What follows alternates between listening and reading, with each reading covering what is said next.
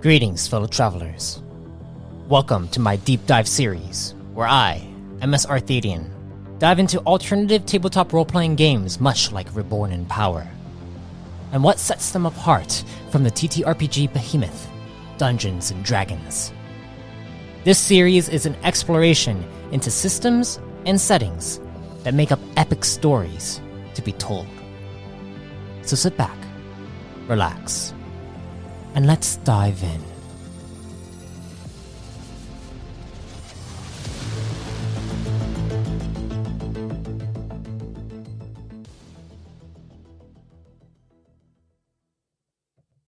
All right. Greetings, fellow travelers and storytellers. Welcome to the Arthadian Anthologies podcast. And today I have two guests on to detail out a new tabletop role-playing game called Alchemy. You all know one of them, who is actually the operator of our chosen Marmaduke 9 in the New Age campaign, Matt Waterhouse. On the other hand, we have a newcomer to the podcast, the official developer of the Alchemy system, Simmonds. Welcome to the podcast. Goodness, it's official developer. This is official developer, yeah. Gosh. And hello again. Yes. So, before we get started on Alchemy, can the two of you tell myself and the audience of how Alchemy got started and all the fun stuff behind, like the backstory of this system? Is You it made fun? me do it. Is it fun, Arthadian? We'll find out if it's fun. So I've known Matt for over half my life now. Maybe about over half my goodness. And we were avid Dungeons and Dragons fans. I ran a game, a long-standing game for a couple of years. With a bunch of guys, and Matt was heading off to China to teach English as a foreign language, and I was the DM, and they all wanted to play a sci-fi game when they came back, and I was like, okay, yeah, I can sort of put something together like that. I can put a story together like that. I had about 6 months to do it, and I was like, yeah, easy, no problem. So I'm looking at it, going through it, I'm building the story, then I'm looking at sort of we were playing in 4th edition at that point, and I'm sort of looking at the system and the mechanics and everything, and I'm thinking it doesn't quite fit. Now, this was my first introduction to tabletop role-playing games, and I didn't know how sort of vast the banquet was of role-playing games. Really, it could have stopped there if I knew that there wasn't just D&D out there. I could have picked something like the Star Wars role-playing system or something like that. It could have stopped there, and we would not be having this conversation. Instead, what I did was I was trying to sort of tease out the mechanics and change them into a sci-fi setting, and then I had the bright idea of going, I'll make my own system. Mistake. Okay. So Matt comes back. We may have played a sci-fi. We may have not even. I think by that point I was neck deep in building a system that was specifically built for a sci-fi setting. This was Alchemy 1.0. I don't even think it was called Alchemy back then. I think it was called Darklight. It was called Dark Star. Yeah, it was called Dark Star. Okay, Dark yes. Star. The setting is now Darklight, yes. So that was there, and that was the beginning of, I think I've counted it, about 14 iterations, going through it, playtesting it, changing it around it, and now having pretty close to a really robust and exciting system called the Alchemy Role-Playing Toolkit. And that started, honestly, I think about 10 years ago. 10 years ago, yeah. I mean, I'm actually kind of down the same route as you. I had, I don't know how many iterations, because the thing about how I started was I was focused more on like the setting and matching the system to the setting itself. And I only had like one like multiverse that I had created in order to immerse my friends and my peers into my universe, and that was like the whole point of why I created what I created was so that I can actually bring people into the stories that I was already telling, that I was already writing. And then after many different iterations of game mechanics and different things, I ended up partnering with my partner at the time, and we started making trying to merge our games together and universes together.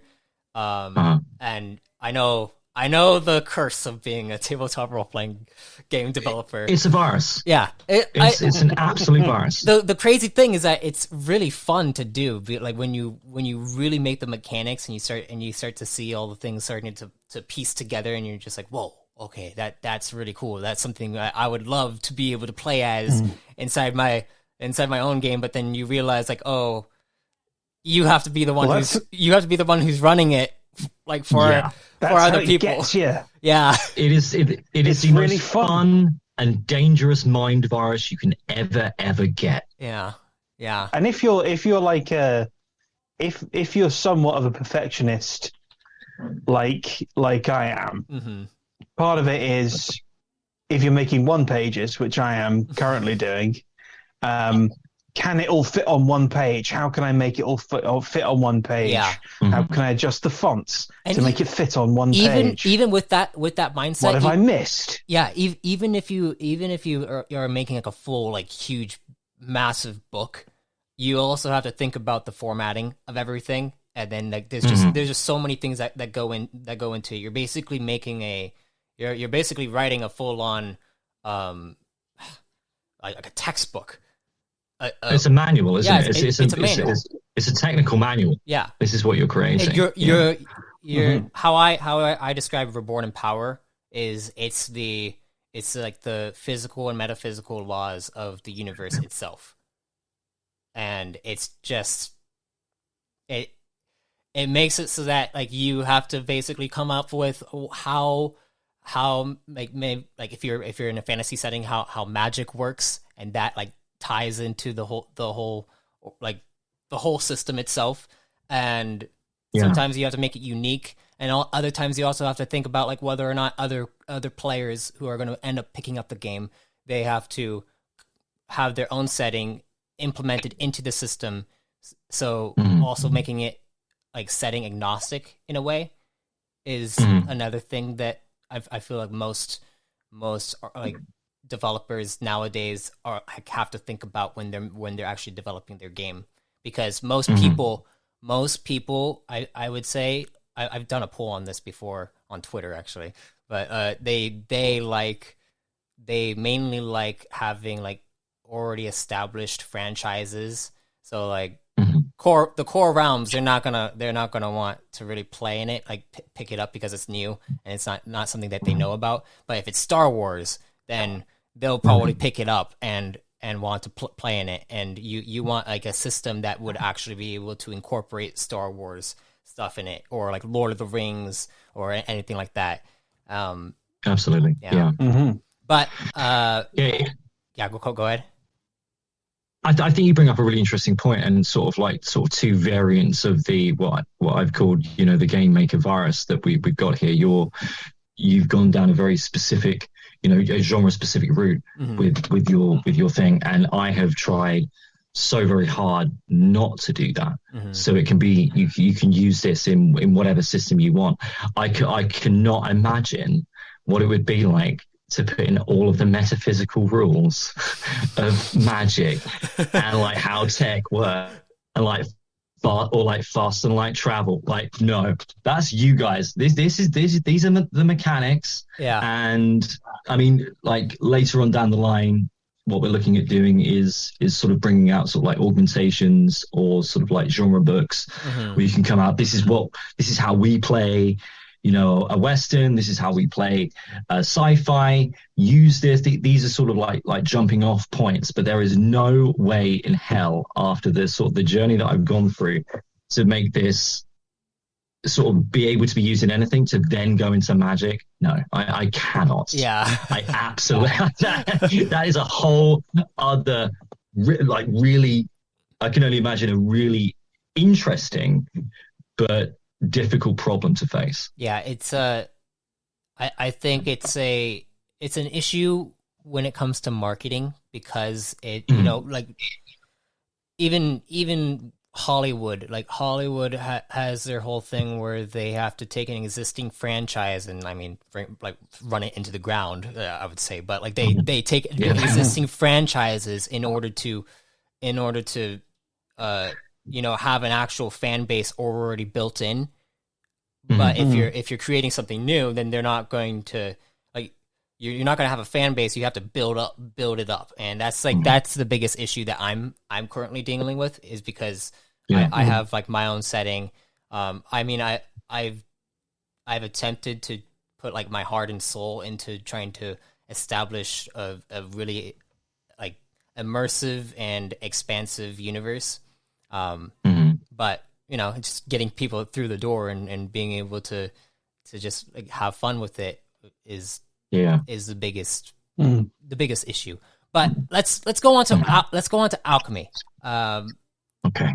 So my first question is, what was the original goal behind Alchemy as a system? Like, what do you aim to achieve with it specifically? I mean, the original goal, as I said, like the guys wanted to play a sci-fi game, and we were all really into Mass Effect, and like outside of that, me and Matt, like we just bloody love space. I love it. I know that with Marmaduke 9. as soon as there's like everything that's happening at the moment, like with like sort of like the high altitude like balloons that can go up. I'm looking at these. We can go up there for 8 hours and like see them, or go to the moon or go to Mars. And like I hear so many people go, no, I don't want to do it. I'm like, I'm the first one there. Maybe not to Mars, because that means I have to die there. Yeah. If I can come back, I'm going. Right, I'm going.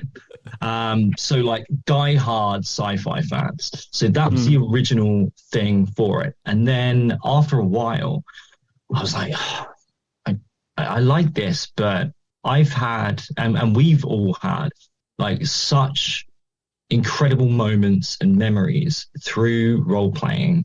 How can we get people into this, like really quite easily?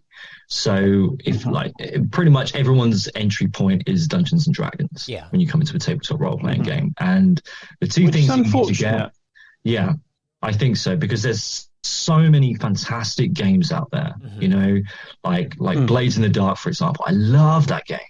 It's fantastic. Just like because I've like through all of like you know like role playing games that you're playing like a console or something, I'm always a thief. I'm so typecast when I come to playing role playing games. I just play just this devilish cat who just steals things and just like double talks people like into the dust. That's what I play. I play it on consoles, I play on the tabletop, always the same. So Blades in the Dark was brilliant. The Star Wars one was brilliant. Some of the more you know, like Cthulhu, like cosmic horror inspired ones, really, really cool how they deal with like madness and insanity and things like that. But your gateway drug into tabletop role playing is Dungeons and Dragons. And the two things that happen are that you get a really, really big tome, like to create a character, because that's probably your entry point rather than being a dungeon master. As you've got to get this big book, and you've got to put a lot of the time and money into that. And if you're the dungeon master, because one person has to be the dungeon master, they're basically the biggest spenders. They have to get the guide, like all the monster manuals, and prepping the campaign. There's just so much. You're spending hundreds and hundreds of dollars to get this game to the table. Well, you're spending that equivalent in time. Yeah. Because I spend zero money on D&D. Theater of the mind. I think that's because you've got a lot of experience in it, though, Matt. I don't think you could run up to D&D and just go, I'm just going to do this off the top of my head. We've had a long time running D&D. So I came into 5e very much like I came into 5e just watching videos of it and going, okay, I think I can run that. Maybe. And off of playing it once and glazed donuts and all that. I've only ran. I would say I've only ran 5e. I think I ran it like 1 or 2 sessions of 5e, and I modeled Reborn in Power kind of based off of 5e, but then I took away all the different aspects that would make it like super 5e. Like my friends, one of my players, he's always gives me shit because it's a D12 system and not a D20 system, and I didn't incorporate the D20 at all. And he just he's like, why can't I roll the D20? I'm like, you can't roll the D20 because it's a D12 system. Come on, man. It's base 12. Yeah. Come on, man. Yeah. So that was the first thing. Like there is a lot of time and or money that you need to put into D&D in order to have a good time with it. Like if you're fresh off the boat, so to speak, there's a lot of time or money that you need to put into it. The second thing which you bring up is dice. Yeah. You know, no one's got a D12 lying around in their house unless someone, you know, like their older brother or something. I don't know. I have like 10 role-playing games. I have like 10. So yeah. So I was like, okay, right. Can we cut out all of that? And what else could we use? Because the dice is to give, you know, chance and luck to a game. Yeah. What else can we use? So the idea was, what do people have on hand or can get very easily? Yeah. So we came away from a dice system into just a regular deck of cards system. So every character will have a deck of cards, so that can still input the luck and chance that you really want from a role-playing game. You don't want to be playing in God mode all of the time. I mean, some people might, you know, when they min-max their characters and things like that. But by and large, you want to be like, is this going to work? Is this not going to work? That brings the excitement to it. But also to bring in like a resource management system as well. And strategy. Yeah. Exactly, because you know you could succeed at everything you want to do, but maybe sometimes narratively you want to fail, because this was another thing that came out of like, what do me and my friends like doing? We like telling really good stories. So Matt is fantastic when he comes to his characters. Basically, myself and sort of the third creator of this game, Carl, we play very typecast characters. I play a roguish cad. Carl has been betrayed. Like that is it. They will be skinned differently, but largely Carl is the muscle who has been betrayed. Yeah, I'm the face. That's it. I'm the face who steals stuff. But Matt will create these really like exciting and different and imperfect characters.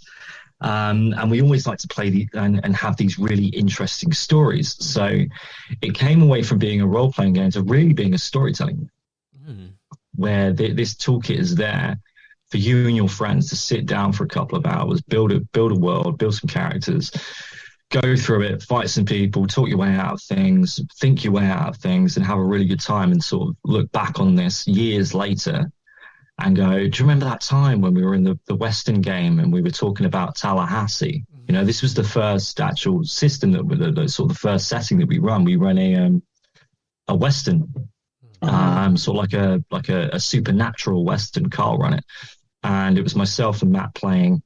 And we just kind of sat at the table, just made up our characters. It was during the sort of the which war?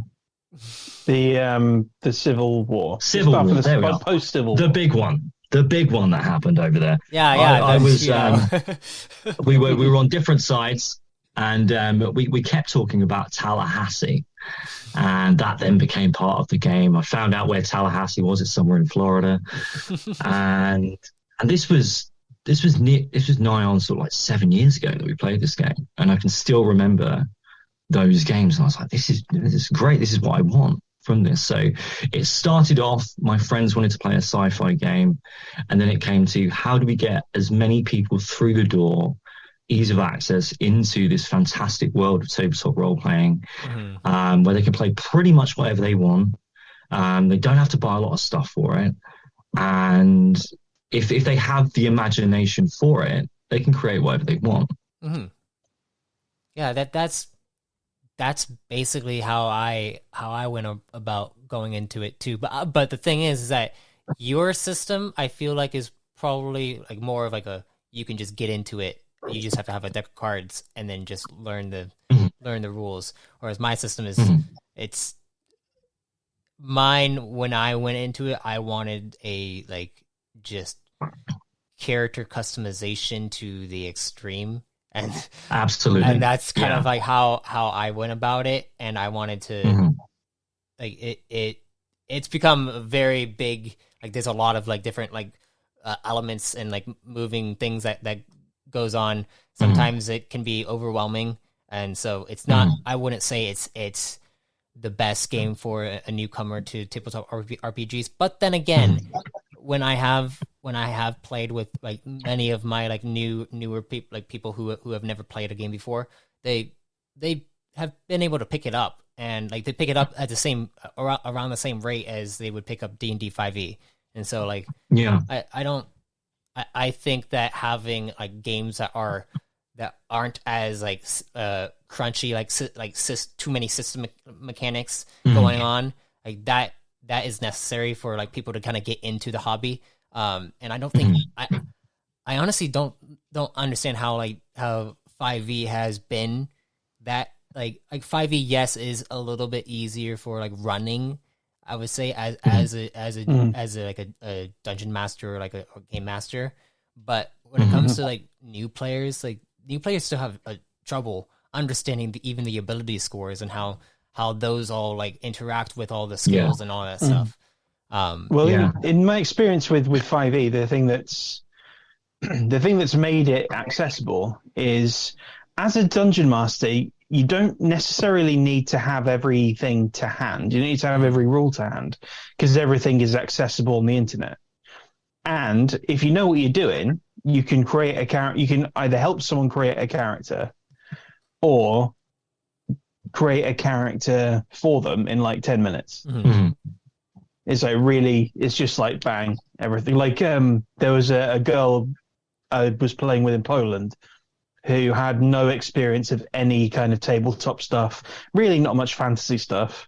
And I was like, what kind of thing do you want to do? Oh, I want to shoot a bow. I want to basically be Orlando Bloom. And I was like, all right. Okay. Cool. Which one? Pirate or elf? Elf. Both. Make me both. Pirate elf. Yeah. But like when it comes to Alchemy, how does the card game mechanic like work in it? Like, are the specific suits and like colors like do they have like specific mechanics to them? And like, is it every character gets a full deck of cards, or is there like a specific like suit of like do you have like a deck, like a hand in your hand? Like how does that all work? I think, so this is why it's been through so many iterations, because I'm the same as you. I really love customization in games. Like when Fallout 4 came out and I could just attach things to my gun, I was like, oh my God, yes. Or I can put a scope on it, or a silencer. Oh, this thing does this. Oh, I love it. Like, I really, really enjoy customization. I really enjoy crunchy role-playing systems. I really, really enjoy it. And I think that's the reason that it took so long to make this bloody game, because like I put in all of these systems. And I'm like, So basically, what I did for the final one that's coming out, I stripped it all back and go, right, this is the base game. We will continue to bring out augments of what you can do with this. Yeah, continue to add-ons and stuff. Yeah. So if you want to have the first augment that will come out with the sort of the core system will be sort of the archetype system, which links into the deck. I wanted the deck to be a really good, like, key part of this, because you've got a lot of different things that come with that. You have numbers, you've got face cards, you've got jokers, you've got the suits in there. I haven't done too much with the face cards and the jokers at the moment, but with the numbers and the suits, they're baked into sort of the first augment that comes with the system. So you're playing a game. Everyone on the table, when you get into a scene, be that a confrontation, be that fight, be that whatever, everyone draws 5 cards, and then 1 card for each person that you are outnumbered by. So generally, the game master, what we call the alchemist, is going to be outnumbered by the players at the table. Nothing to say that you couldn't be playing, 2v2. I could see that could be really interesting. Or maybe, the player, like one player is going through, like they're going through sort of like a bit of a dark character arc or something, and there's a confrontation between the party. That could be sort of that they're outnumbered at that point. So whoever you're outnumbered by, you draw an additional card into your deck. Okay. So 5 + 1 for every person that you're outnumbered by. Okay. You make an action, you play a card, add a number of sort of modifiers to that from your skills or sort of flares, which are more sort of focused uses of the skill, or assets, which is like your equipment. You add that all together and play against an opposing card, so a reaction that has been made. Yeah, so you've got an action total there of 10. They come up with a 3. There's a swing of success of 7 there. The person that's lost is going to take 7 damage. They've also just epically failed as well. So then we get to hit them again. So there's still that critical aspect in that. It's like if I'm trying to shoot Lee, I would draw a card. If my card's like I have some cards with me. I've got like a 5 of diamonds. Are you able to see the cards in your hand that you pick up, or do you not see them? Open to yourself. Okay. Open to yourself. So as I say, resource management. So I've got 2 face cards here. They're top. I've got some really terrible cards. I've got a 2 here. So there's a mechanic in the game. So you can mulligan your hand. Like if you've just got like 2s and 3s, you just like trash these for free. You can shuffle them back into your deck. If you want to do it again, then they're going to have to be discarded. So again, there's another sort of mechanic within the game that your deck is going to decrease.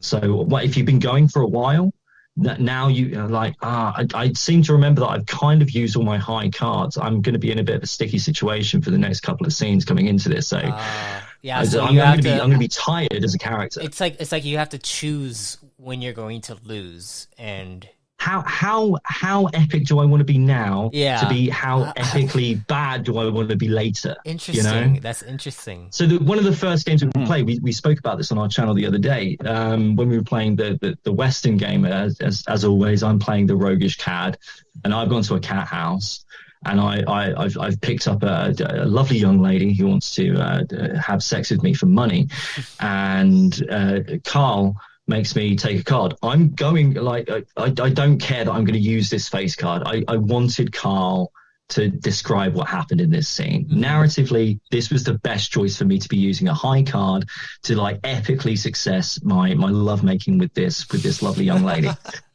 But down the line, there's going to be a point where I don't have those face cards anymore. Yeah. So do you want to be really, really fun in a cat house, or do you want to be, effective in a really crucial battle? But where do you want to be good in this game? It's completely up to you. Where do you want to be good? That's interesting. That's and when you so you pick up 5 cards and then extra cards if you're do you have to pick up cards when there's like a new scene going on in the session, or is there like? So the scene is so if we talk in sort of D&D parlance, every time you go into a battle, right? Yeah. So you when roll initiative happens in D&D, that's the beginning of the scene. So roll initiative would be pick up your card, draw a hand. So you pick up 5 plus whatever. Once you've burnt those out, if the scene's going on for that long, they do. So within Alchemy, the scenes are pretty quick. This was another thing that I saw from my role playing in Dungeons and Dragons. You go through like a high level, encounter. You can be there for hours. Yeah, and it can be, and it's very exciting. But it does really slow play down. So if you want to be moving on, if you want this to be sort of like narrative first, then sort of a long battle can sort of make it a bit slower. So I wanted to speed that up. So scenes are normally pretty quick because the health isn't quite very high within Alchemy. Really, you're going to be low double digits. Even if you're like an absolute G in the world. Like it's a couple of wrong moves and you're still going to be smacked with it. So I wanted to make that nice and quick. So you'll pick up 5 cards plus whatever for each scene that you go into. Outside of that is what's called like an interlude. So that'll be like dungeon crawling and sort of interpersonal stuff. Yeah. Going to the market, things RP, like that. mainly. Yeah. RP, yeah. You've got scenes and you've got RP. Yeah. Okay. And each time you will pick up 5.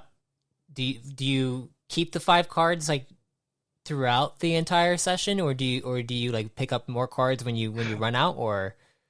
So you go into a scene where we're all playing. I'm the alchemist. There are a bunch of vagabonds trying to attack yourself, Arthadian, and Matt. We're playing a scene.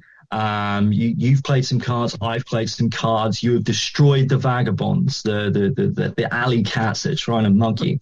Any cards that you used are discarded. Any cards you haven't used, shuffled back into the deck. Okay, shuffle back into the deck. Okay, okay. Yeah. So anything that you haven't used, you haven't used that energy. Okay. Per se, that willpower that still goes back into your deck. Okay.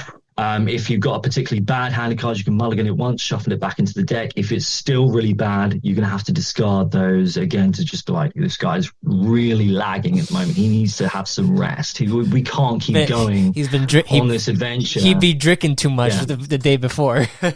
Exactly. This guy's been, in fights for like 3 days now. How can he still be, slamming down kings and queens and getting epic successes? No, he's going to be getting battered by this point. Yeah. Unless some serious rest and recuperation that's really interesting. Place. So any cards you use discarded, any cards you haven't back into the deck. Wow, that's really interesting. I definitely would want to try it, honestly.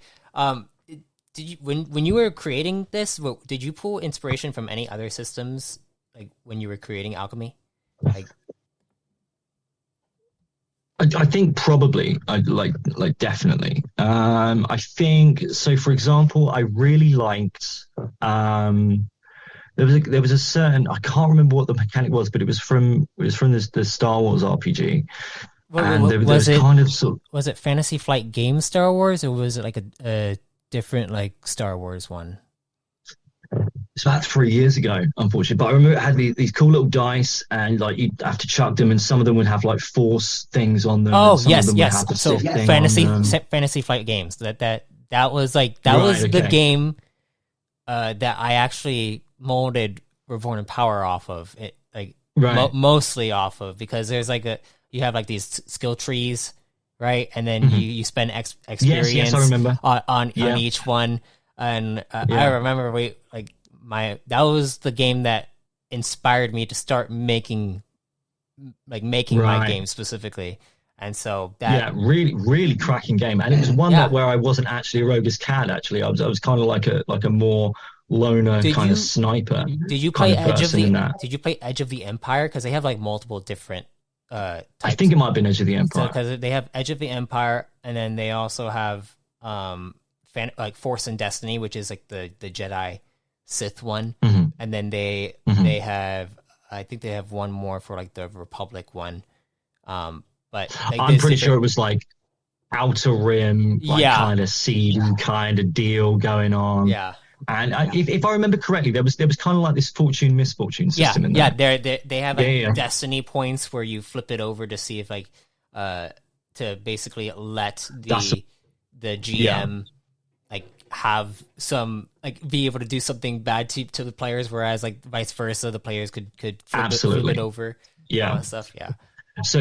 So that added sort of like an additional part to the system, not part of the core thing, but where I wanted to have different economies within the game. So there was one of them, which will go into the core. It is a fortune misfortune system. Literally, you're playing with chips, like very on brand with the cards. You'll start with a certain amount of chips. I want to play a chip to basically do whatever I want. If everyone at the table is okay with that, that's going to go to the opposing team. They can now do whatever they want with that. Hit me back with it. So that was one of the economies. And then there was more of a sliding scale. I wanted to add economies into it, which you didn't necessarily need to use, like another resource economy. So Carl was very passionate about having an economy for bullets in the Western thing. You know, if we're going to use bullets, I feel like that's very rare necessary. things, Yeah, that's very necessary in Western. if you're going to use a bullet, we're going to have an economy for that. So having a different kind of resource economy outside of the cards to do that, and then like a scale economy which sort of goes back and forth for the character without it sort of being paid back and forth.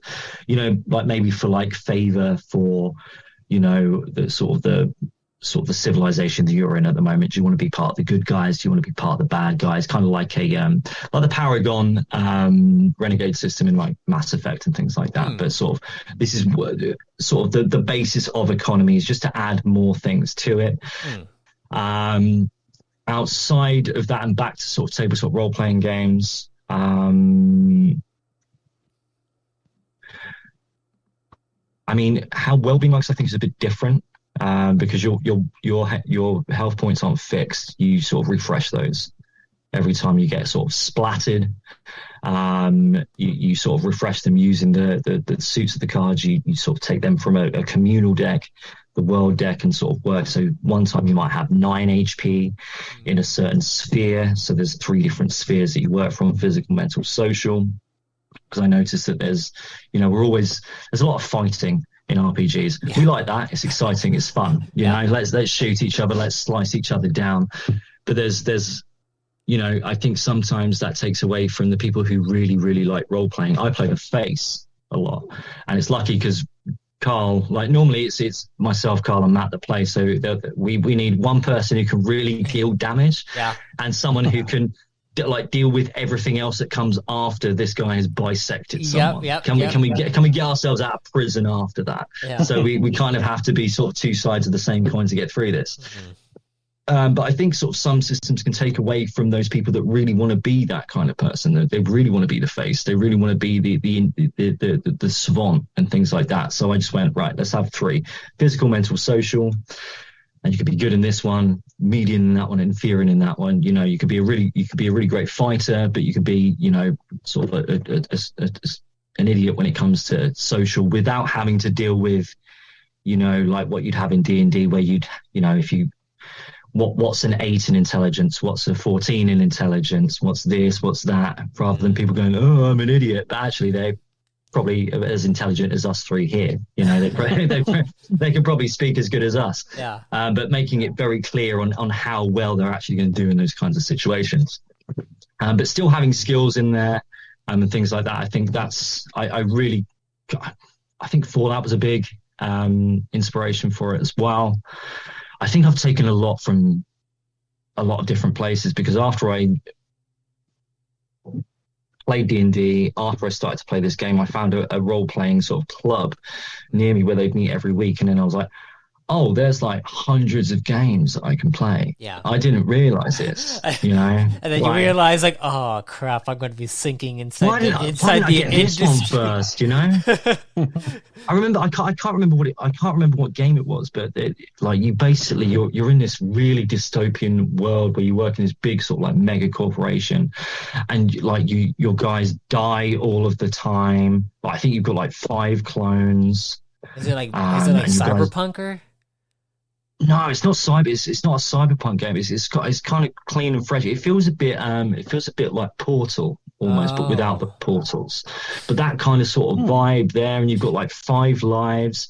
That's probably one. That's probably another inspiration. I'll have to find out which one that is to give you the inspiration for that. But you've got like 5 clones basically, and basically everyone just tries to like fuck each other over. In the end of it, it's beautiful and delicious. Like it really shows us like what we truly are as humans. I really enjoyed that as a sort of a different thing for it. But I've sort of taken little bits from everywhere and gone over it again and again and again. So it's probably unrecognizable now. Like sort of the inspiration was probably about 7 years ago. It's your own thing. It's probably about 7 years ago and sort of 13 iterations ago. Wow. But yeah, having play, I think it's crucial to play role-playing games and try these different systems if you're ever going to try and create a game of your own, because otherwise it's just going to be a Dungeons and Dragons clone, isn't it? You know, because basically that's what I tried to do with the first iteration. I'm like, sci-fi Dungeons and Dragons. 10 years later, you couldn't see Dungeons and Dragons anywhere on it. It's been scrubbed off of it completely by now, I think. That's good. That's good. Unless you want to play a Dungeons and Dragons type game with the system. That's the only place you're going to find it. Like if you're getting Forgotten Realms and into the Alchemy system kind of thing. Yeah. So when it comes to Alchemy, what's the ideal number of players that should be like playing around the table? So we've normally played it with three of us. So you'll have the Alchemist, aka Game Master, and there'll be two of us playing. One of us will run it, and two of us play it. That's really nice and quick, punchy. So if you got two players and someone who can run it, that's really, really good. We've played it with 4 players. We played like an urban fantasy. I run an urban fantasy for a couple of guys. That was really fun. I think 4's the most we've played with. I think so. I think after that point, so if you're getting up to 5, the person who's outnumbered, which is more often than not going to be the alchemist, he's going to have 10 cards a scene, and he's probably going to have to be burning through those pretty quickly. I think you're going to sort of get into a situation where that's going to be quite hard to manage. I think that's really sort of 2 to 4 players. Yeah. 2 to 4 players and someone running the game is really good. Two's nice and punchy. Four's also pretty quick as well. Probably your sweet spot's probably going to be about 4 people at the table. Yeah. Okay. I would imagine. Great to play with 3 though. Yeah. Yeah. I feel like with tabletop RPGs, 4 is probably the ideal number for most games. Yeah. Have you ever tried like doing like just just straight 2 players, just one alchemist? We haven't yet. Okay. Yeah. We haven't yet. I reckon you could play a quite an interesting game with that. And when I was sort of thinking about sort of like what happens with this, I mean, the thing is like, so I with Reborn in Power, I run solo sessions like for 4 players. So it's like, it's just them. The thing about those kinds of sessions is that the game master, the lore master, or like the alchemist in your guys' case would be that they would, it's when you're running a session, you have to have NPCs and solo sessions are mainly they're solo sessions, so a lot of role playing and just a lot that's more. just session 0 then, I'm guessing. Yeah, when you're trying to create the characters and things like that, and trying to build the worlds. It's interesting because like when I have like my players who like are like, it's just them and they don't have anyone else, you have to come up with like NPCs who are going to also assist them, because sometimes they you only have one mind who's coming up with solutions to problems like that the player that you're facing. If you have like multiple minds kind of like working together to try to figure out how does this problem like fix itself, like how can we like find a solution to the problem. But if you're by yourself in the session, and you're just like, oh crap, I don't really have much. So then you also have like the GM in this case would have to come up with NPCs that will like, give hints and ideas of how to fix the problem, but then let the player kind of go through the motions of figuring it out in their own head. And it's like, I think it's an interesting and difficult problem for a game master to run sort of a one-on-one game. I think it can definitely be done, and it would be a different kind of vibe to a game where you kind of play something like that. It would be very different. I'd always sort of suggest, and I do within the system, that you kind of have like a session 0 with your alchemist, where you kind of go through it with yourself. So you've got the character sheet, and on the back of it you've got the origin. So like you've got your backstory, your personality, because as I say, it's not just a role-playing system, this is primarily a storytelling system. So everything from your backstory, be it from locations to groups to artifacts, things like that, this is going to all help the alchemist run a really interesting game and a rich game, but also a game that's interesting to each character. He can start to bring these things in. I remember he said that he was like Carl's character was completely like betrayed by this person. I can remember that this group is in there. So brilliant. I've got that there. Yeah. But I was just thinking when you're saying like, what's the most characters that can play? I'm thinking of this as one against many, the alchemist against the players. Yeah, there's nothing. Yeah. I remember there's a game called Polaris. I think it's called Polaris, where you don't have a dungeon master. You play against your opposite at the table. So I would be the player, and let's say you're across from me, Arthadian. You kind of narrate my story as going through, and you're my opposition, and then it will move, and it will be the person across from them. So there's nothing to say that alchemy couldn't work with 6 people, where you would have 2 opposing sides. Where you've got sort of like protagonists and antagonists. Because this is a collaborative storytelling game. You don't necessarily need to have one person running the game. Yeah. Because the alchemist's character sheet is basically the same as the character sheet. They have, like, if they're using sort of the character sheet that we add in it with the augments, where the suits are more of a focus, where you've sort of got a triumph suit where certain things happen with that, and there's strengths and weaknesses to a character sheet. You can go into it and pretty much do whatever you want with the point buy system, but to make it easier for you to go in and go, I want to be Legolas. Okay, let's put you as the warrior archetype, where you're very strong physically, and then it goes mental and social. Whereas I want to be the face. Okay, so we'll put you as the leader archetype. So you're, social, physical, mental. Some other guy wants to be, the savant. Okay, so he's a philosopher. So he's mental, social, physical.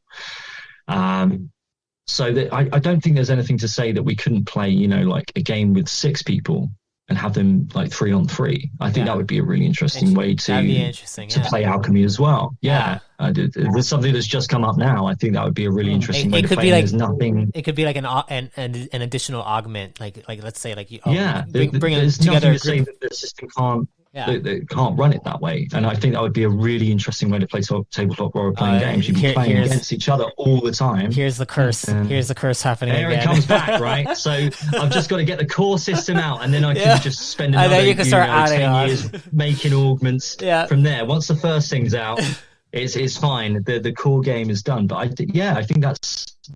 I don't think the system would prohibit that, and I think that would be a really interesting way of playing a tabletop role-playing game.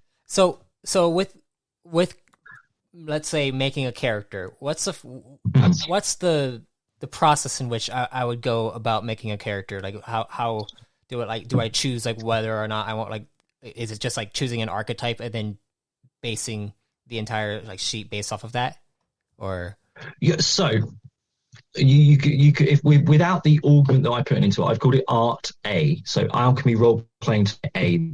Archetype system. This is to just sort of make it bound it in rules enough that you can go, okay, I want to be a fighter, or I want to be the face, or I want to be the clever guy. So you could do it that way, but you could just completely have just a blank character sheet, a point buy system for that, where you'd go through how much health are they going to have in the so there's spheres of action. Okay, you've got the physical sphere, the mental sphere, and the social sphere. Okay, those are basically like the ability scores, like the attributes kind of situation. This is going to be pretty much anything that's going to happen. Are you going to have a fight? Are you going to have a negotiation? Are you going to try and investigate something? This is pretty much all that happens within a role-playing setting. Okay. Really, there's not really many other avenues which are going to go down in kinds of conflicts or confrontations or collaborations. So your character sheet is split into 3 sections: the physical sphere, mental sphere, social sphere. Okay. Yeah. Then that is split again into sort of 2 halves: the power section and the finesse section. Your power is dealing with your health, which is called well-being within the system, and your assets. So not necessarily equipment. So within the physical aspect, it's going to be your equipment, but in mental, maybe that's, knowledge or magic or things like that. Within social is that's your connections, that's your memberships, that's your favors, things like that. So you'll have a certain amount of slots there. Below that, you have your skills. Each sphere has the same 6 skills, which is agility, clarity, intuition, endurance, intuition. God, I was writing it today. Hang on. Gotta find it. Goodness. Choosing your skills: agility, clarity, endurance, intuition, presence, and strength. So how quick your character is, how focused your character is, how hardy your character is, how aware your character is, how striking your character is, and how strong they are. So depending on if it's physical, social, or mental, like for agility, socially quick characters, maybe they're deceptive. Physically quick characters, they're going to be dexterous, while the mentally quick or, agile characters are going to be deductive, So you've got sort of like two like words which go, okay, what kind of thing do I want to do? Okay, so I need to be a bit, I need to be a bit mentally quick in this situation. I've got a very short amount of time in which to make a decision.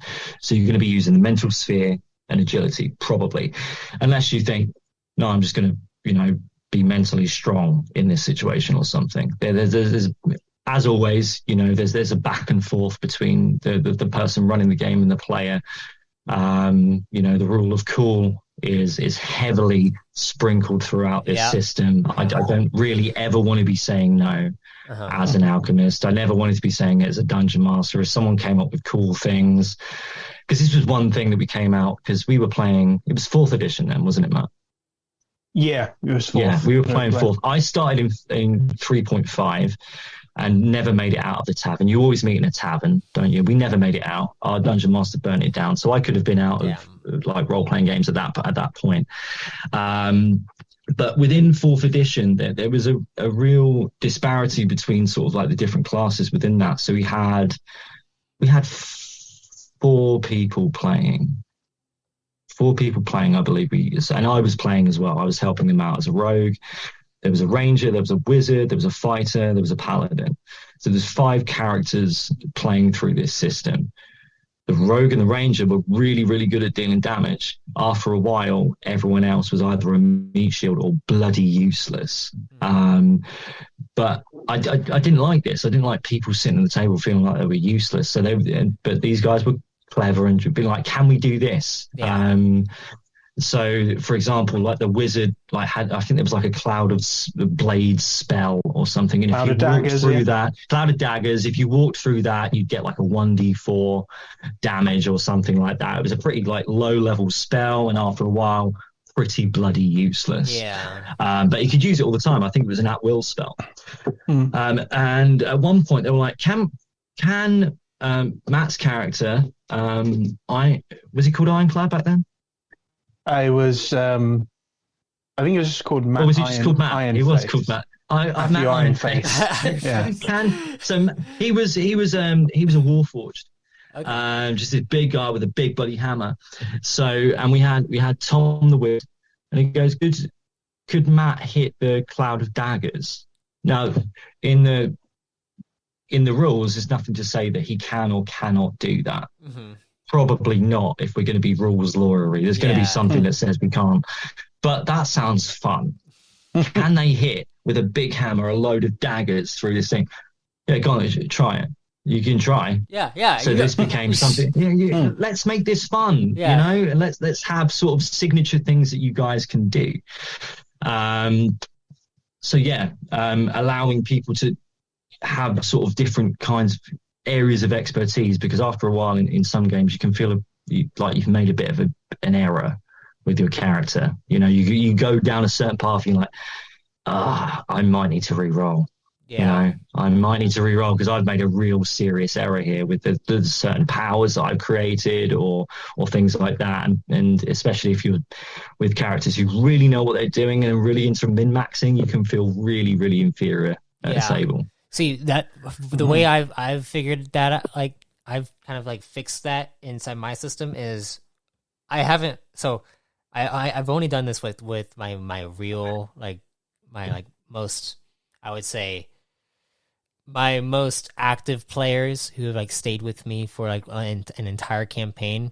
I have a prestige system in Reborn in Power at the very end. So at level 12, which is like the max level you get to as a character, you can then go on to prestige. And when you end up prestiging, you can actually reset all your skills, feats, and abilities, and then like you could either keep them or redo them so that you rejig them. Yeah, basically like fix up your character to make it better if you see like new like skills, feats, and abilities that you actually want to try out as your character and fix up your that's cool. Fix it up. And so that's like how I've fixed the whole problem of like, oh, maybe I didn't expect, like you didn't spec your character the right way the first time. You can actually respec and then also get like new benefits that will make it better for you when you do choose a specific route to go down as your character. And effectively play a different character, but with the character that you still know and love. Yes, exactly. You know, you can have a different flavor of Marmaduke 9 at Prestige. You could be like, how do I change Marmaduke 9 at that point? If at that point, let's say the storyline like takes Marmaduke 9 through a process of finding himself and becoming like a religious person of some kind, he could then take the Holy Voice vocation and then start taking a bunch of like different skills, feats, and abilities that go down the route that he's thinking. But he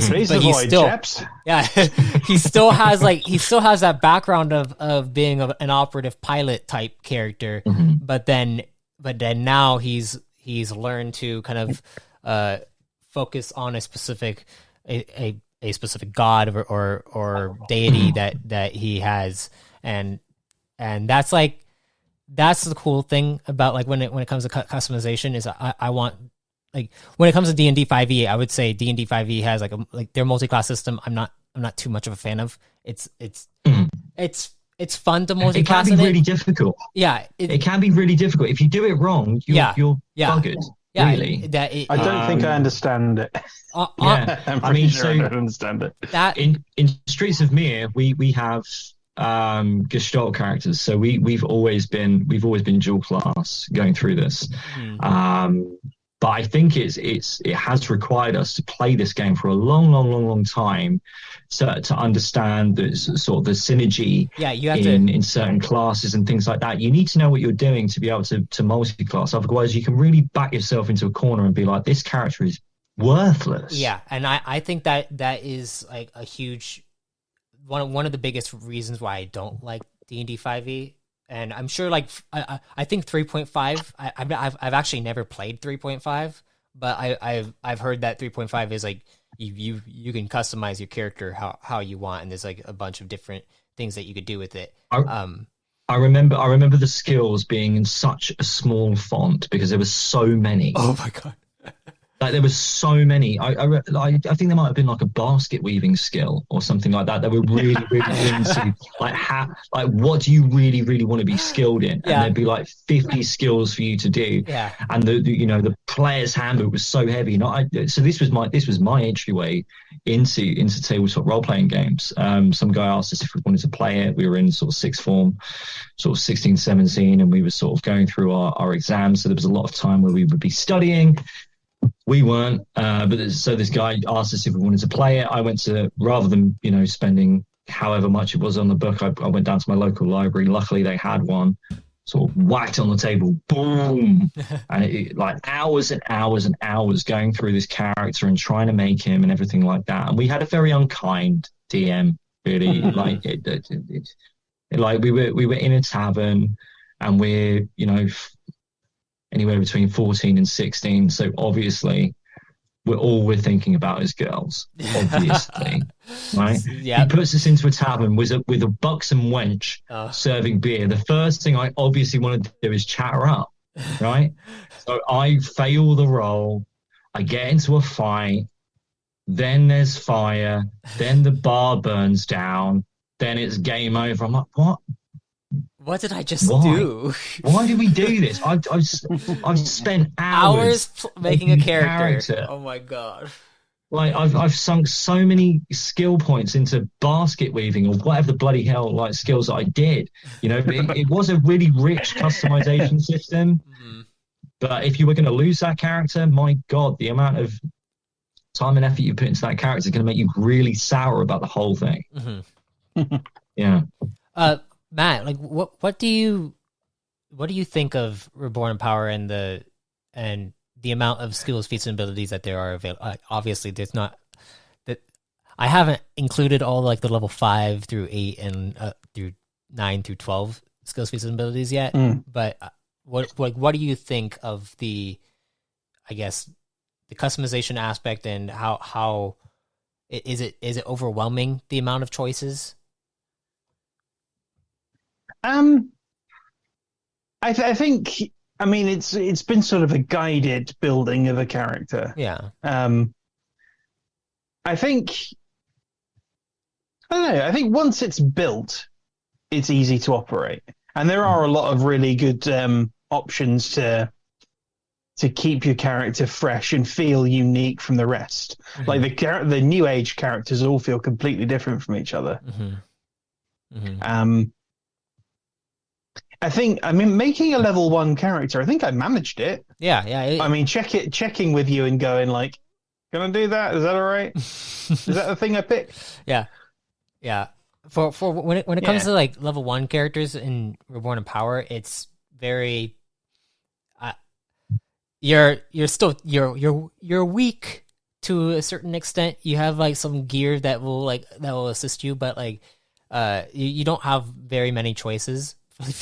But my system actually allows you to, like, I actually have like a full-on system where you can just straight up make a like max level character right off the bat if you wanted to. It will just take a long time to do so. If you're like, it will take a very long time to make a max level character. Yeah. So did you say you sort of work off like skill trees and things like that? So one thing goes to another and goes to another. Or... I started out wanting to make a skill tree kind of thing. I was mixing it between how Force and Destiny does it and D&D 5e does it, but then I completely scrapped the whole linear motion of like basically like a class system. Because like D&D has a linear class system where as you level up, you get the new features that the class that you certain perks that you get throughout. Yeah. But for this one, it's more like for Reborn Power. I went the route of trying to make the class have a benefit. So if you go down that path, then you will have a benefit for going down that path, rather than like making you like forcing you to stay on that path. You can choose to stay on that path, or you could choose to go a bunch of different other routes because you want to make a character super unique. Like it's like you want it to be like a sort of a Swiss Army knife kind of thing. Yeah, and that's what I love doing with the character. Like my 5e character, like give me pretty much any skill roll on my, because so we have 2 characters in Streets of Myr. One of them is just an absolute just tank, but Cassius, my standard roguish cad character, give me a skill roll, I'll kill it. Like there's no problem. Like it's going to be like a 30 plus, no problem. Yeah. When it comes to alchemy, like it is, so you there's like a bunch of different there's skills that you can like spec out basically with the points that you allocate towards it. Are there like extra features for the archetypes that are like added on? Like are those going to be like augments, or? It will be in the augments as well. So I realized that the thing that was taking me the longest was trying to work out what is the best thing to put in this. And I was like, I need to strip this back and be like, look, this is how you create a base character. Here is the first augment. This is how we have created characters for about 5 years. It works nice. You can make different kinds of characters with this. You can be, physically strong, you could be socially adept, or you can be like, a savant coming into this. And then just recently, like I said, I wasn't going to change anything. I always do. But this is like the final thing that I change is like a level up system where you'll go through this. Once you level up, you've gained enough experience, you'll go through sort of this track. And then there'll be like sort of like a specific at the 5th, 10th, 15th, and 20th level, there'll be like a specific thing you get for the archetype. So with the warrior archetype who is physically strong, their wound limit increases. Okay. So So the wounds are, so we have well-being in each of the spheres. Once you've been battered in a scene and you've been dropped to 0 well-being, the health statistic, anything below that will become a wound. Okay. Now, depending on what card has hit you, so you've hit me with, you know, a queen of hearts or something like that, and it's damaged me 5 below what my well-being would be, I would have a wound value of 5 in hearts in whatever sphere we were playing in. Let's say it's physical. So any skill that is linked to the hearts in that physical sphere, I can't use now. I can't use it. So you've been speccing them to, you know, have hearts and spades and clubs and diamonds, but anything, like if you're trying to use a heart in a physical sphere and you've got a wound in it, you're in trouble because you're only going to be able to use the suit value.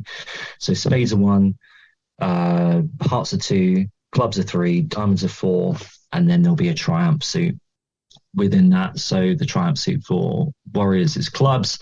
So still, it's not going to help you. So if you're trying to use a heart in any kind of physical sphere while you've got a wound, you're in trouble. You're going to be like hitting 3, like other than, you know, 10. Ooh. You know. So yeah. There are, once you've finished the scene and you're into RP, there are interlude actions that you get regardless if you pass or fail. You get 1 if you fail, you get 2 if you pass.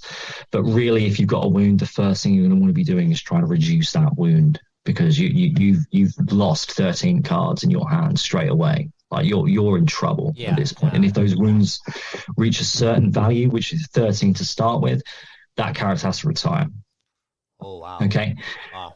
But with the warrior, that wound limit starts to increase. So it goes to 15, then 17, then 19, then 21. Okay, so that's specifically for the warrior. The philosopher, which is the mental archetype, they get to use more of their cards for their skills. Okay, so if they're not trained in a skill, meaning that they don't have the corresponding suit in that specific skill, for example, you know, mental agility, they need to think fast and they don't have anything in that. Again, they're going to have to use the value of the suit. But if it is trained, then they can use, you know, the heart to do that. It starts to open up the amount of cards they can use for the suit as they go down through 5, 10, 15, and 20. And then for the leader, that is specifically for the flares. So flares are focused, more narrow uses of a skill. So for mental agility, let's say we've created a flare called quick thinking, for example. Let's do something else rather than social presence, for example. So like strikingly beautiful. Mm-hmm. Okay, they have a flare called strikingly beautiful, and if they can go, I'd like to use my strikingly beautiful flare in this situation, there will be levels which you will be able to get through the system, which you get through actually failing in these things. You level up skills through failure, basically. So you could start really. It's going to be a lot easier to increase your skill level at the start. But then you it's get harder. more and more, and then it's going to start to plateau at some point. Okay. So they will have more access to flares. So you start with 3 to begin with across all spheres, but the leader archetype will gain more and more like specific uses of flares going through that. The alchemist archetype, so that's the diamond, and that's more of a balanced archetype reserved for the alchemist. Should the players so wish to do that, basically throughout this whole book we just go, look, this is what we say, but we're not actually telling you what to do. If you all want to be an alchemist, you play with that archetype sheet. That works on the assets. So these are items which can really turn the tide, and that works off your order card. So we all roll initiative in games, don't we? Who's going to go first? In this, we sort of draw from a communal pile. Highest card goes first. If the suit matches the slot of the equipment, you can use it, and you can use another card on top of that. So you can really get quite a big sort of jump from sort of 10 up to 20. If you're going to really use a lot of cards to really like batter a robot or something like that, if you really need to make some real thing happen, then you can use your asset. But these have a very small amount of uses, up to it's 1 to 4. Once they're done, they can be taken off of you if you lose and things like that. And these are like your Hail Marys, basically, and they will the alchemist will be able to have permanent assets, so they can keep using these and just batter the players. Wow.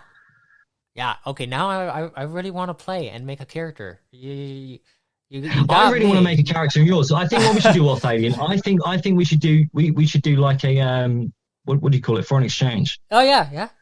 We'll be foreign exchange students in each other's games. Once we've completed Streets of Mir, I want to run what originally was Dark Star, which is now called Darklight. It's a science fantasy, and I'd love you to come along, Arthadian. Please come along. If you want to be a guest, if you want to be sort of a semi-guest, I would very much come along. If it's science fantasy, I'm all for it. I love this. I am good for it. Okay, for sure. And if I join your game, I can't be a cat because you've already got Marmaduke. Hey, no, you can be whatever else. you want. Okay. I'm gonna have to branch out. We'll have to branch out to something else. Maybe we'll see if maybe your character can be like a part of Marmaduke's backstory and have like a little bit of a rivalry going on. Maybe. What if you made a character that's like a pilot and then you guys like do like a full on. So you beat bad enough that Liam's there and he's thinking about flying stuff. Yeah. Wait, have you gotten to that part in the podcast yet, Lee? I haven't. I'm really early on in it. Okay. Actually. Okay. Yeah. It's definitely interesting once the new age stuff starts coming along. Marmaduke and Liam. Oh boy. Yeah. I think I think it's settled then. We'll be foreign exchange students in each other's let's do games. it. I'm excited. We can I am definitely down to start making characters in Alchemy, and also if Matt, if you need a guest star, I'll come in and be a weirdo inside the all the little things that you're doing. Be one of Calthar's other robot buddies. Please come along for Dark. Please come along for Darklight. Yes, I'd love to have you in Darklight. Yes, Arthadian. That'd be fantastic. I'd love to be in it. All right. Well, also wait. One other thing, Matt, you're also making a rules light version of the Alchemy, right? I remember you saying something about that. That's making rules light versions and 1 pages of everything. He's been hit by this virus hard. I'm going to step back for a while while he tells you about all of his projects that he's doing, which are all incredible, ladies and gentlemen.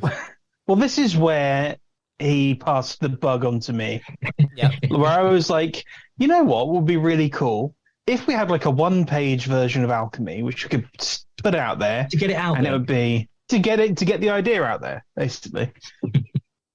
Yeah. That tends to happen. I remember when I started making my game, I gave the bug to my buddy, and now he's making his own game, and it's just like an entire thing. It is the most delicious, exciting, and dangerous mind virus that you can ever get. Like, have you guys been watching The Last of Us? I haven't. Like just all giving each other those little fucking tentacle kisses in the game, and just like giving each other the fucking virus. We've been giving each other fungus. Oh my gosh. Only takes one thought, and you're like, maybe I could make a game. Maybe I can make it. Yeah. But well, the 1 page that I made is basically the very, very bare bones engine that Lee made, but I think I took away the flares and I think I kind of shrunk all that down just for brevity into just a skill thing. So. And it's very elegant. I must say, the 1 page is a very, very elegant game that you can just pick up. Now you got to do it for Reborn in Power. Quite beautiful. Yeah. Oh God, because I will. Because I will. He will. He'll do it. He's there. I really don't Give know me how you would do games. that, but like I'd love to see it. No, neither do I. I'll be honest. Neither do I.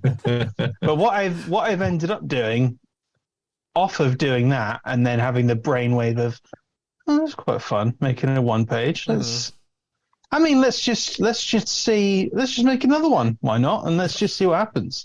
So that's where Solar Sailors came in, and I think I'm probably going to redraft Solar Sailors a little bit because I had. So that was basically the idea behind that was like a sci-fi sort of brigand sort of one-page thing that you had options for. You could be different kind of crews. There were different kind of. I had like a grid of story prompts that people could use if they wanted to. I managed to fit that on one page. I had one page of lore as well. Playtested that and it was okay. It needed a bit more here and there. I was really out because the skill system, I had like five skills, and it was the saber system. And it was like, yeah, that's fucking cool. Saber. Oh my God. That's one thing, isn't it? Acronyms. Oh my God. Arthadian, did you ever put an acronym system into your skill system? My skill system used to be called the diecast system because it's the only way that I could get 6 skills in that had a word in it. Well, I mean, acronyms, like, I have a lot of acronyms inside my stuff, but, like, not like... Oh, my God. I mean, so RIP, Reborn in Power, RIP, like, rest in peace. The whole concept of it is to be reborn in power after you die, and, like, that's, like, the whole, you know, it's like... Yeah. I think you've touched on a really relatable thing there in the game creator virus there, Matt, is like making an acronym for your skill system. Fuck you, Fallout, with your special system. How dare you do this to us? How dare you put special in your skill system and make us all try and do it as well? Yeah. Well, I had it perfect. It was the saber. You could spell it in the American way or the British way. Either way, you've got saber, and it was just missing something. It just wasn't enough. So I had to add 2 more to it, which messed up the acronym. So what I've ended up with is BEAR, SOS, and that's the acronym. Now, I'm going to I'll come back to Solar Sailors at some point because I've sort of shelved it for the moment. It's like I play tested it. It was okay. Let's shelve it for a minute while I think about what to do with it. However, what's happened very recently, I think since the start of the new year, is I just made 3 more. 3? I don't know why. Yeah. So we have Gumshoe. So the first one is tentatively titled Gumshoe Spyglass. That's because it's like that's like the investigator one. The detective one, yeah. Which is like fully action point based. There's no dice in it. It's just you have these skills. They cost this much to use, so it's even more accessible. The one that I've been tinkering with while we've been here because I thought of a new rule and then I was trying to fit it on the one page was Starfighters, which is the one that we're most excited about. It's so delicious. Okay. Yeah. Because Arthadian, there is so much customization. Oh my God. In one page? On a one page. Oh, and you buy stuff and you make ships that are completely different. Oh, it's so delicious. Oh, that sounds you fun. level up by getting money so you can buy more stuff to add to your ship. Fantastic. You level up by getting money. Okay. Yeah. Okay. You're immediately thinking like 5,000 Chorus coin in the future. Like you're thinking, oh, right, I need to get this thing and then this thing, and then that's how I'm going to be real. Like that's what I'm going to be. Oh, it's delicious. Yeah. And you start making builds, and it's just like, oh. So when can I join in these playtests? I want to join in these playtests. Because we haven't playtested any of them yet. I've just been like basically tinkering with them. Yeah. Like Carl and Lee, last time we chatted before we made a video, I showed them Starfighters, and they were like, "Let's make Starfighters." And we did it in about 5 minutes. Yeah. We made a Starfighter in 5 minutes.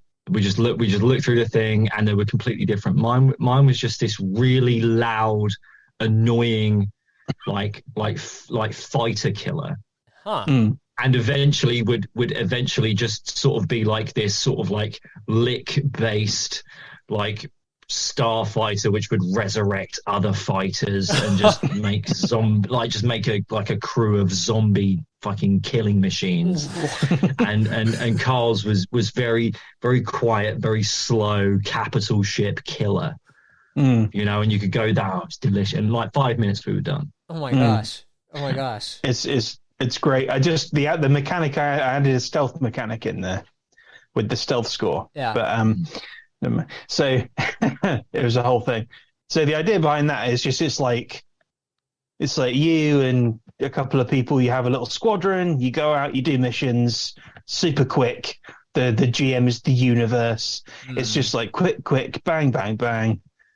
Get money, improve. Upgrade. Yeah.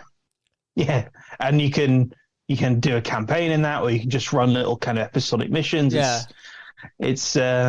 I'm quite pleased with that one, and we'll see where that one goes. All right. I'm quite pleased with Gumshoe Spyglass as well. I need to try that one out though. Yeah. The most recent one that I made is called Fireside. So the idea behind that is that one is very, very much a storytelling one. Like collaborative storytelling. Yeah. Right, exactly, yeah, because stories are told around the fireside. Yeah. And that brought back in the bear SOS skills. Again, system agnostic. Matt's entire like SRD is going to be bear SOS. It's just going to be for like all his one page games. I spent 2 years with the diecast system. I was not ready to let that acronym go. Wow. And then I went, I don't need that 7th skill. Yeah. I need to let the acronym go. So I took it out the back and shot it.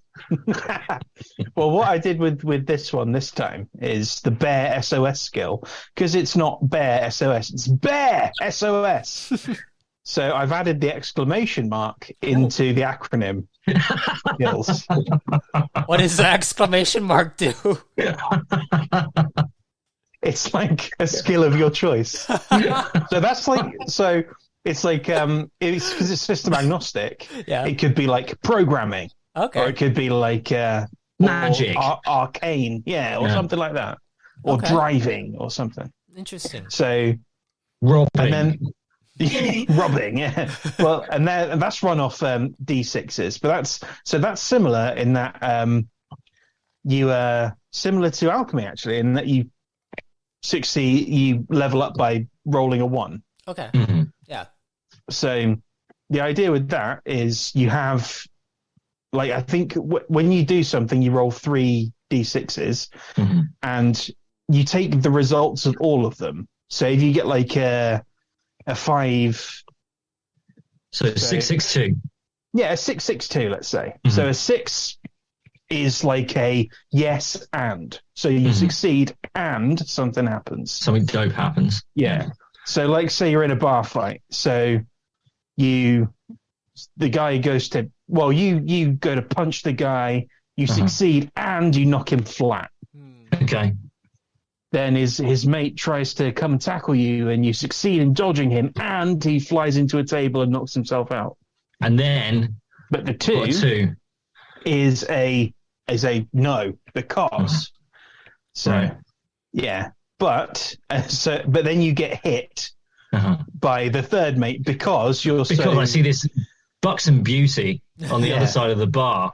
Because you get distracted. A chair over my head. Yeah, but the idea is that the player would describe the yes and no but. So it'd be, you have this great success and, so what do you do, basically? That's something that you've really woven into all of the games that I've seen you run, actually, Matt. Like, whenever it comes to an epic success or epic failure, it is handed over to the player to do this. Because more often than not, like Carl's very good at succeeding very well when we're fighting. The amount of times he has bisected someone in Streets of Mir is countless. There are so many times at which he has bisected someone, because it's like, how do you want to do it? And now it's become more of a trope than anything else that he now has to do this. I'm going to bisect. Yeah, I'm going to bisect this person now. Of course you are. I think Gracchus has a sponsor somewhere. Yeah. like a certain brand of broadsword is has got him in the streets of Mir. Absolutely. Interesting. Very interesting. Yeah. Also, that kind of thing, like when you kind of give it to the players to describe what they're doing, it helps them with basically taking in certain specific lessons and ways in which the GM has to describe certain events from the actual NPC's perspective. Like if I'm describing if a certain NPC is attacking you and they go to strike your shoulder blade or your stomach, I have to describe that in order for you to kind of imagine where it's happening. But if I just say like, oh, you took a hit, like sometimes I'll be like, oh yeah, you took a hit, you took damage, but it is more fun. They have a responsibility, don't they? Yeah, they have a responsibility to add to the storytelling of what's happening at that table. Yeah, I typically save those descriptions for like after like a round of certain attack actions have been taken, so that like I can describe the full thing in full instead of having to describe it every time someone makes an attack action and how much damage it does every time and every like just basically every single turn that someone takes. I usually try to take the entire description and like describe it over the flow of the entire combat encounter. But sometimes I'll get lazy and be like, yeah, you hit. You're good. I don't need to describe it. Next. But yeah, is there anything else that you guys want to kind of discuss about Alchemy? Your 1 pages, Matt. Anything else? No, pretty much covered the 1 pages. I think in short, this more than a role playing system, it is a storytelling system. Yes. Because the most fun that I've had through my half a life of like over half my life of playing these games is just sort of the little bits that come out of these stories. Like there will be people that will wish me happy birthday and remind me to drink the blue drink and not the green drink. And there are 2 people in the world that know what that means. And we can say Tallahassee. Me and Matt and Carl can talk about Tallahassee and remember these kind of things. Like we as humans, we love stories. Like this is how we've always been doing this since the fireside. Since people made fire, we've been telling stories. Yeah. And what was once, a skin over Dungeons and Dragons has turned into a system that I'm really, really proud of, and a system that can be used for bloody anything. We've played westerns, we've played urban fantasy. We've played sort of post-apocalyptic, we've played sci-fi and things like that. And I think it's something that we're all really, really proud of.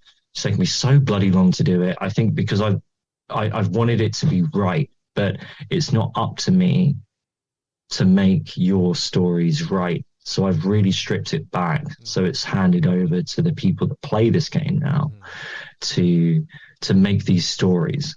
And I just hope that once this comes out, which won't be too long because we need to finish off Streets of Mir now that the OGL debacle has taken us away from 5e, like Alchemy is a go now. And once this comes out, I hope anyone that picks it up just gets these moments that I've had out of role-playing games, and I hope it helps you, make these stories and make these moments where you can think 5-10 years down the line of this silly little thing with your friends and just have a laugh about it, because what else is there in life, Well, and very excited to come into your world and perhaps not be a roguish cat, and to bring you into our world as well. That would be fun. And be foreign exchange students. Very, very excited for this. Yes, absolutely. Thank you for having us. Of course. This was really fun. We gotta keep doing this. We gotta have like Carl on as well, and then like we gotta like have like full on conversations. Continue. I guess being foreign exchange students. The start of a beautiful foreign exchange student friendship. Absolutely, Arthadian. Yes. Wait till Carl gets the bug. We'll get it eventually. Now we all have the bug. He does though. He does. What Carl does? He doesn't create systems. Carl creates worlds. Oh, maybe I should Carl have him. really gets into worlds. So luckily, once this system comes out and we can start making, like supplemental material where it's like new rules and new worlds and things, we just need to just go, right, Carl, we need like a fantasy world. Yeah. And he'll make maps and think there's one game that I know he wants us to play. It's like a fantasy game. And he's got the map for it, and there's like these 5 different places, and he'll talk through it, and he will talk for ages, and he's so passionate about the worlds he creates. So he's got the bug. He's just got a different variant from all of us. I think the thing is that I have both of those bugs. We got the system agnostic bug. Arthadian got the genre specific bug. Yeah. Carl got the world bug. You know. Okay, well then we're gonna need to all like come together and make some cool stuff out of all of our stuff together. And that's the bug talking there, Arthadian. I know. That's the bug talking there. Let's all make a game together. Let's do it. No.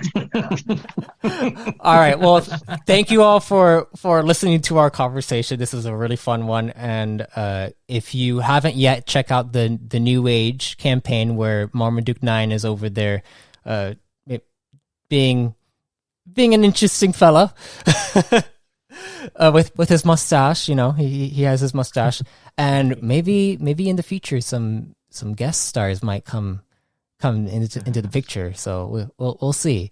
Thank you all for listening, and if death comes to you, may you be reborn in power. Thank you for listening to this dive into alchemy. You can check out more at the Alchemy Lab YouTube channel, as Matt and Lee explore the system into deeper details there, and have their own tabletop RPG adventures. If you like what you're hearing and want to support, you can subscribe at arthadiananthologies.com/subscribe.